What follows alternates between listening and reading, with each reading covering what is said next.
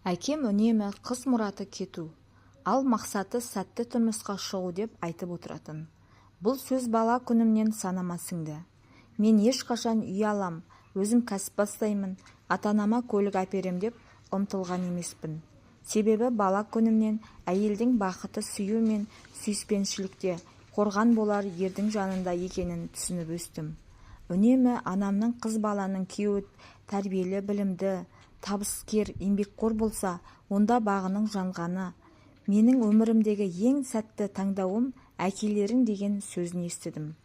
Бойжеткен шағымнан қыз баланың ең үлкен жетістігі жақсы күйеу тапқаны деп құлағыма құйған. Анам мен үшін нәзіктік пен бақыттың символы. Таңмен таласа жұмысқа жүгіріп кетіп, кеш құрым шаршап оралғанын еш көрмеппін. Ешқайда асықпай, аптықпай, үйдің берекесін кіргізіп, әрдайым күтімді жайдары қалпында жүретін. Үйге қонақ келсе, аспаз шақырады, ыдыс жуатын көмекші болады.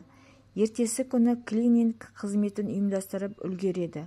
Бұл анамның еркелігі емес, әкемнің оны аялап, жағдайын жасап отырғанының белгісі еді. Анам ондай өмірге лайық болатын. Сол үлгіні көріп өскен мен де әкем сияқты азаматты таңдадым. Сенесіз бе, мен оны мектеп партасынан таптым. Бір күлкілі, бірақ естен кетпейтін сәт есімде. 7-ші сыныпта оқып жүрген кезім, мұғаліміміз кім болғың келеді деп сұрақ қойды. Шетінен жауап беріп жатыр. Сыныптасым Дастанның жауабы есімде жатталып қалған. Ол орнынан тұрып, мен бай болам, ақшам көп болады, әйеліме машина, алтын, бриллиант алып берем, сосын шетелдерге апарып қыдыртам деп паңданады. Мұғалім күліп, жарайсың, Дастан, арманыңа жете ғой, деді. Сосын сұрақты жалғастырды. Кезек маған келгенде абдырап қалдым.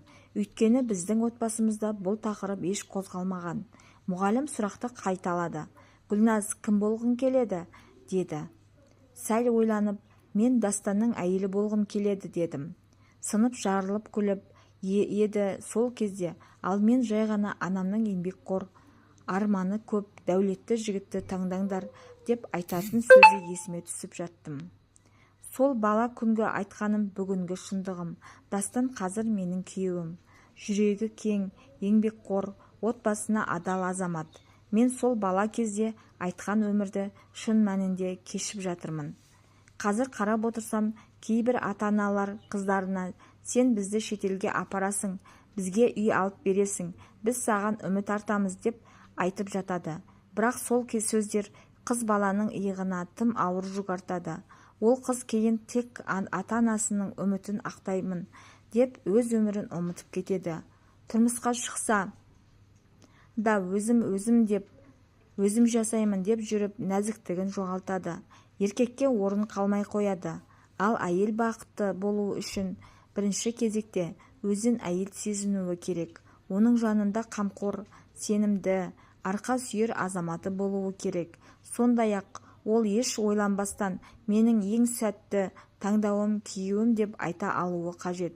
Ал ата-аналар қызына осыны үйретуі керек. Сонда мен сияқты бақытты әйелдер көп болар еді.